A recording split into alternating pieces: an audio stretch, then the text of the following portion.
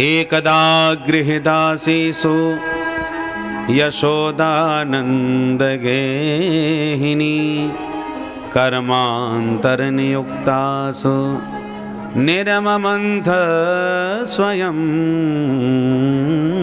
दधि। यानि यानि गीतानि तद्बालचरितानि च दधि निर्मन्थने काले स्मरन्ति तान्यगायत। एकदा दीपावल्यावसरे गृहदासीषु कर्मांतर नियुक्तासु नंदगेहिनी स्वयं दधि निर्ममंथ। दिवाली का अवसर था। मैया ने घर के दास दासियों को साफ सफाई में बाहर के कामों में लगा दिया और लाला के लिए अपने हाथों से स्वयं मैया दधि मंथन करने लगी, मंगल गीत गाने लगी।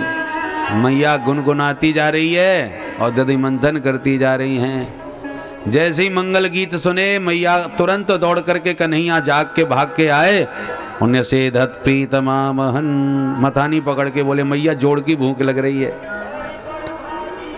मैया सब काम छोड़ के लाला को गोद में लेके दूध पिवावे लगी। मैया का दूध पीते लाला बोले मैया एक बात पूछूं? बेटा पूछ। बोले मैया ये बता दूध ज्यादा प्यारो लगे तो कूं या पूत? मैया बोली ये कोई पूछवे की बात है बेटा, मोई पूत प्यारो है, पूत से ज्यादा संसार में कोई प्यारो ना है। कन्हैया बड़े खुश हो गए, मैया मोते बड़ो प्रेम करे। और इतने में मैया को याद आई, हे भगवान चूल्हे पे दूध चढ़ा के चली आई या छोरा की बातन में सब भूल ही गई मैं तो। बेटा मेरो दूध गयो पूत है तो पटक के मैया भागी चली गई। कन्हैया को गाल फूल गयो देख ले। अब आली कह रही पूत बहुत प्यारो और दूध को ध्यान आते ही पूते पटक के कैसे चली गई। ऐसी गुस्सा आई कि उठायो पत्थर और जितने माट मटका धरे आंगन में धमाधम सब फोड़ फाड़ के बराबर कर दिए। सबरे मटका फूट गए, दूध दही बिखर गयो, कीच मच गई आंगन में दूध दही की। अब देख देख के कन्हैया आंखें मीड़ मीड़ के रोने लगे। आज मैया ना छोड़ेगी, निश्चित मारेगी। अब रोते जा रहे हैं, समेटते जा रहे हैं। अब मन में सोचा अब कहा करें। इतने में मैया दूध उतार करके जैसी वापस आई और जो आंगन की हालत देखी, और हे राम राम, मैं गोपियन की बात पे विश्वास ना करती पर आज विश्वास करना पड़ेगा। आज तो मेरी घर में या कन्हैया ने मेरी ददिया सास के जमाने के कितने पुराने कारे कारे चिकने चिकने सबरे माट मटका फोड़ दिए। आज मैं या छोड़ बेवारी ना, ये सचमुच बहुत उद्दंड है गयो। मैया ने लाठी पकड़ी और जो लाला को पकड़वे भागी। मैया के हाथ में लाठी देखते ही कन्हैया ने दौड़ लगाई। आगे आगे कन्हैया और पीछे पीछे मैया, खूब भागे। मैयाऊ भागी पर बेचारी कब तक पकड़ पाती, भागते भागते थक गई, लाठी टेक के बैठ गई। मैया की स्थूल काया थक गई बेचारी। मैया बोली देख लाला तू पकड़ में आ जानी, बहुत मारूंगी। कन्हैया बोले मैया तू मारेगी इसलिए भग रहे हैं। अरे ना कन्हैया मेरे पास तू आराम से आ जा, फिर न कहूँ ना मारूंगी। तो फिर पकड़ के करेगी का ये तो बता मैया।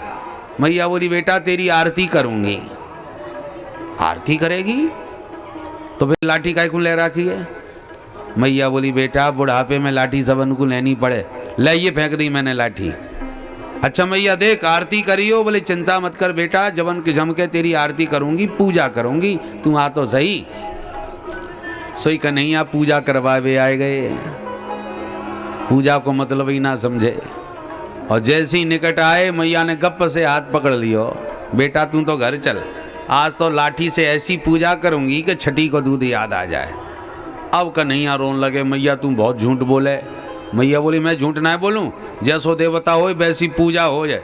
तेरी पूजा आज लाठी डंडा से होवे लायक है। वो बुढ़ापे में इतना दौड़ायो मेरी सांस उखड़ गई आज, चल तू घर।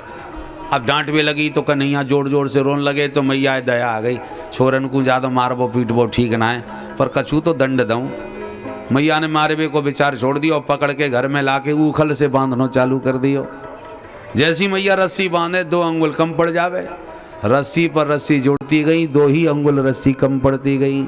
तदपि द्व्यंगुलम न्यूनम यद यदा दत्तबंधनम। दो ही अंगुल कम क्यों? भक्त का परिश्रम जब पराकाष्ठा पर पहुंच जाता है तो भगवान को भी कृपा करनी पड़ती है।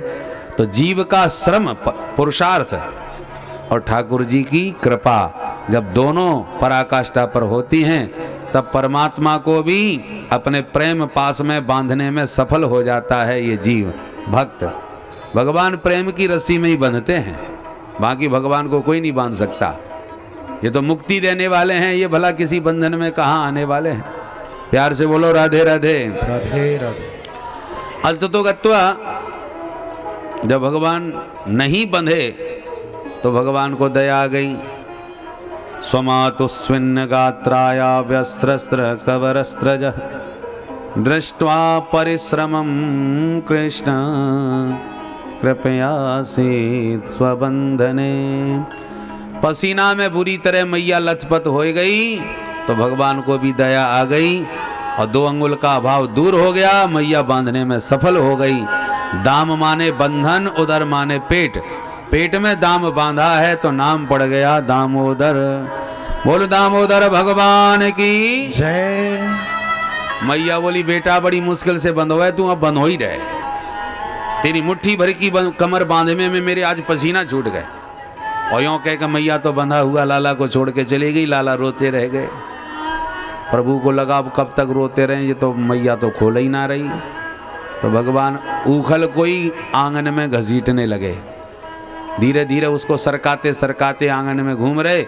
2 अर्जुन के वृक्षों के बीच में से लाला निकल पड़े। ऊखल उन दोनों वृक्षों में अड़ गया। कन्हैया ने जोर का झटका मारा कि धड़ामदी से दोनों वृक्ष उखड़ के धरती में गिरे और 2 दिव्य महापुरुष प्रकट होकर भगवान की स्तुति करने लगे। कौन थे? बोले दोनों ही नलकुबर मणिग्रीव नाम के कुबेर के बेटा थे। नग्न होके नदी सरोवर में नहा रहे थे। नारद जी निकल पड़े, सो खड़े होकर के नग्न होकर ही नारद जी के सामने उद्दंडता दिखाने लगे। बाबा को दया आ गई। असत श्रीमदान्धस्य दारिद्र्यम परमंजनम। बहुत श्रीमद चढ़ गया है, शाप देता हूं दोनों वृक्ष बन जाओ।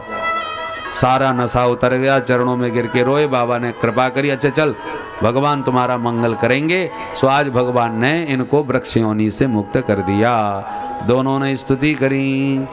वाणी गुणानुकथने श्रवणौ कथायाम हस्तौ च कर्म सुमनस्तव पादयोर्नः स्मृत्यां शिरस्तव निवास जगत् प्रणामे दृष्टि सतां दर्शनेस्तु भवतनूना। हे प्रभु, ये वाणी सदा गुण गाती रहे आपके, ये कान सदा कथामृत पान करते रहें, ये हाथ सदा सेवा में लगे रहें, ये मन सदा आपके स्मरण में रहे, ये सिर आपके चरणों में झुका रहे, ये दृष्टि इन संतों में ही आपकी झांकी का अवलोकन करती रहे। दृष्टि सताम दर्शने दृष्टि अस्तु। संतों के दर्शन में और आपके श्री विग्रह में अथवा संतों में ही आपके श्री विग्रह का दर्शन करती रहे, ऐसी दृष्टि हमें प्रदान करें। स्तुति करके दोनों चले गए। वृक्षों के गिरने का शब्द जब हुआ, नंद बाबा भाग के आए और हालत देखी कन्हैया की तो घबराए गए और तुरंत लाला को बंधन से मुक्त कर दिया।